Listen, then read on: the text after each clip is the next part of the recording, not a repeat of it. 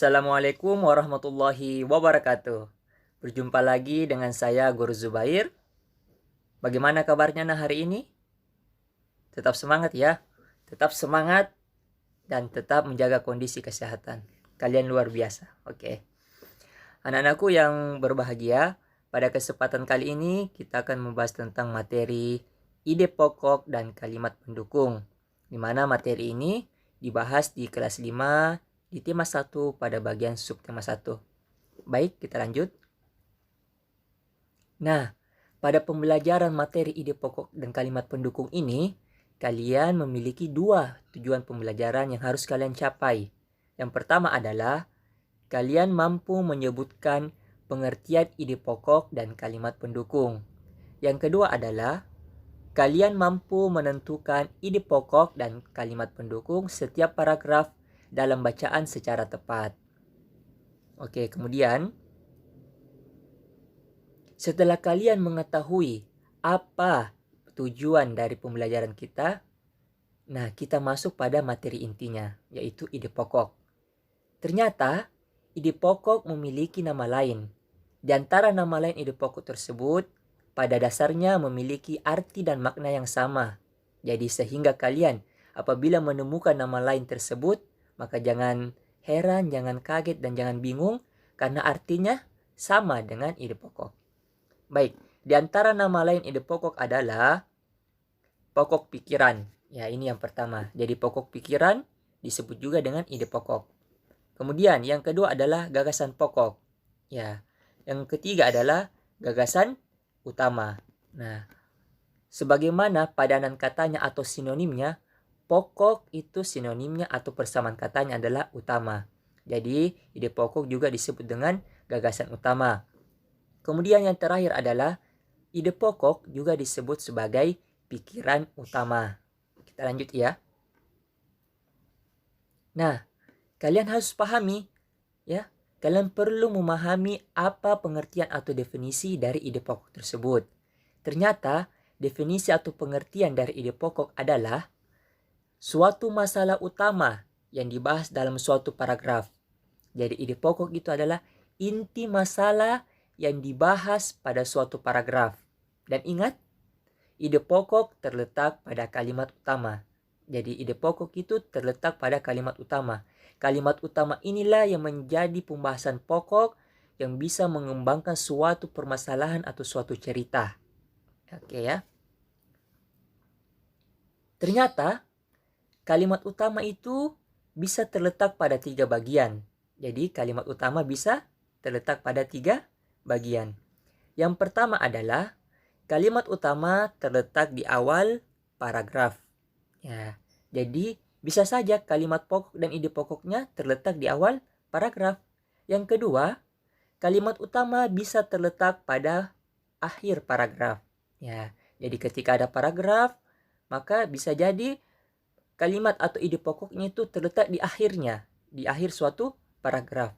Atau yang ketiga, kalimat utama terletak di awal dan di akhir paragraf. Jadi ada dua ide pokoknya, bisa terletak di awal dan bisa terletak di akhir. Inilah ketiga posisi kalimat utama pada suatu paragraf, di awal, di akhir, dan yang terakhir adalah di awal maupun di akhir. Kemudian, setelah kita memahami apa yang dimaksud dengan ide pokok dan kalimat utama, kalian harus memahami apa yang dimaksud dengan kalimat pendukung. Ternyata, kalimat pendukung adalah kalimat yang mendukung kalimat utama.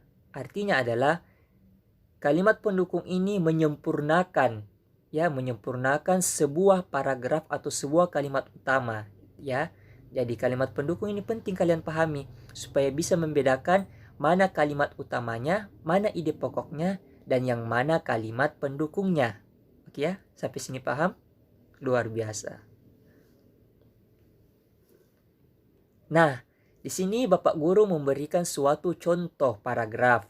Ada soal latihan di mana kalian harus memahami dan bisa menentukan mana kalimat pokoknya atau ide pokoknya dan mana kalimat pendukungnya atau biasa disebut dengan istilah kalimat penjelas. Oke, Pada paragraf berikut yang berbunyi, salah satu ciri makhluk hidup yaitu bergerak. Secara umum, bergerak bisa diartikan berpindah tempat. Perpindahan tersebut juga termasuk perubahan posisi sebagian atau seluruh bagian tubuh makhluk hidup. Makhluk hidup bergerak apabila ada rangsangan. Rangsangan tersebut bisa mengenai sebagian atau seluruh tubuh makhluk hidup. Nah, anak-anakku, sebelum kalian menentukan mana ide pokoknya dan mana kalimat pendukungnya, kalian terlebih dahulu, untuk memudahkan ya, kalian terlebih dahulu harus memahami ada berapa jumlah kalimat dalam paragraf ini. Nah, jadi bisa kalian lihat di sini, pada setiap kalimat ya diberikan warna. Jadi ada berapa warnanya? 1 warna merah, kuning, biru, hijau, dan hitam. Jadi ada 5 kalimat pada paragraf ini. Jadi ada 5 kalimat pada paragraf tersebut. Nah, setelah kalian membaca paragraf tersebut, kalian bisa menentukan kira-kira apa topik pembahasannya. Betul sekali, topik pembahasannya adalah bergerak. Nah, oleh sebab itu, pada kalimat yang berwarna merah ini, yang isinya adalah salah satu ciri makhluk hidup yaitu bergerak, ini adalah kalimat utamanya. Jadi kalimat utamanya terletak di awal paragraf. Nah, kemudian kalimat berikutnya yang berwarna kuning yang isinya adalah secara umum bergerak bisa diartikan berpindah tempat. Ini merupakan kalimat penjelas dari kalimat utama. Jadi yang kalimat berwarna kuning ini adalah kalimat penjelas pertama. Karena kenapa? Dia diambil atau dikembangkan pada kalimat utama. Karena kalimat utama membahas tentang bergerak.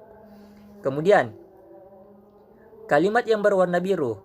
Perpindahan tersebut juga termasuk perubahan posisi sebagian atau seluruh bagian tubuh makhluk hidup. Ini juga termasuk kalimat penjelas kedua pada paragraf ini. Karena diperoleh dari kalimat penjelas yang pertama. Kemudian, makhluk hidup bergerak apabila ada rangsangan. Jadi kalimat yang berwarna hijau ini merupakan kalimat penjelas yang ketiga atau kalimat pendukung yang ketiga. Karena kenapa? Kalimat ini ya diuraikan atau diambil dari kalimat utama, yaitu makhluk hidup bergerak. Ciri makhluk hidup yaitu bergerak. Kemudian, kalimat paragraf ini ditutup oleh kalimat rangsangan tersebut bisa mengenai sebagian atau seluruh tubuh makhluk hidup. Nah, ini merupakan kalimat penjelas yang keempat. Jadi dari sini kalian bisa pahami paragraf ini terdiri atas 5 kalimat, di mana terdiri atas 1 kalimat utama yang isinya adalah salah satu ciri makhluk hidup yaitu bergerak. Kemudian selebihnya merupakan kalimat penjelas yang terdiri atas 4 kalimat pendukung atau 4 kalimat penjelas. Untuk lebih jelasnya kita lihat pada bagian berikut ini ya. Nah, bisa kalian lihat di sini. Ini tadi adalah paragraf yang kita latihkan atau Bapak Guru berikan latihan ya. Nah, di sini kalian bisa lihat bahwa kalimat pokoknya adalah terletak di awal paragraf. Yang isi kalimatnya adalah salah satu ciri makhluk hidup yaitu bergerak. Dari kalimat inilah dikembangkan lagi kalimat-kalimatnya yang merupakan kalimat pendukung. Nah, di sini kalian bisa juga lihat bahwa kalimat pokoknya itu sudah jelas ya di awal paragraf. Dan kalimat pokok ini membahas tentang ciri makhluk hidup. Apa ciri makhluk hidup? Nah, salah satu ciri makhluk hidup yaitu bergerak. Dan inilah yang dinamakan ide pokok atau gagasan pokok. Jadi ide pokok pada paragraf ini adalah ciri makhluk hidup yaitu bergerak. Luar biasa. Kemudian, setelah kalimat pokok terdapat 4 kalimat pendukung. Nah, coba kalian lihat. Kalimat pendukung yang pertama adalah secara umum bergerak bisa diartikan berpindah tempat. Ya. Kemudian kalimat pendukung yang kedua, Perpindahan tersebut juga termasuk perubahan posisi sebagian atau seluruh bagian tubuh makhluk hidup. Kalimat pendukung yang ketiga adalah makhluk hidup bergerak apabila ada rangsangan. Sekali lagi, bergerak diambil dari kalimat utamanya atau ide pokoknya. Kemudian, yang terakhir adalah kalimat pendukung yang keempat. Rangsangan tersebut bisa mengenai sebagian atau seluruh bagian tubuh makhluk hidup. Jadi, kalian sudah memahami yang mana dimaksud kalimat utama, kemudian ide pokoknya apa, dan apa kalimat-kalimat pendukungnya. Sekali lagi, kalimat pokoknya ya adalah kalimat yang membahas tentang salah satu ciri makhluk hidup yang bergerak, dan kalimatnya terletak di awal paragraf. Dari kalimat pokok ini atau kalimat utama ini bisa kita ambil ide pokoknya atau bisa kita tentukan ide pokoknya, yaitu ciri makhluk hidup yaitu bergerak. Dari ide pokok inilah dikembangkan lagi kalimat-kalimatnya menjadi kalimat pendukung. Nah, kalimat pendukung pertama menjelaskan bahwa definisi bergerak itu apa, yaitu bergerak, berpindah tempat. Kemudian kalimat pendukung kedua, ya, yang bagaimana itu dimaksud dengan perpindahan. Oh, perpindahan itu perubahan posisi, baik sebagian atau keseluruhan. Kemudian kalimat pendukung ketiganya adalah ternyata makhluk hidup yang bergerak itu, ya, ternyata makhluk hidup apabila dia bergerak memiliki rangsangan. Jadi ketika dia bergerak ternyata ada rangsangannya. Nah, rangsangan itulah dikembangkan lagi menjadi suatu kalimat pendukung, yaitu rangsangan tersebut bisa mengenai sebagian atau seluruh bagian tubuh makhluk hidup. Jadi jelas ya apa yang dimaksud ide pokok, kalimat utama, dan kalimat pendukung. Oke, sekian dan terima kasih. Demikianlah penjelasan dari Bapak Guru Zubair tentang ide pokok dan kalimat pendukung. Untuk lebih jelasnya kalian dapat berlatih soal, ya, entah itu di buku maupun di internet dan berbagai macam sumber referensi lainnya. Sampai jumpa. Sekian dan terima kasih. Assalamualaikum warahmatullahi wabarakatuh.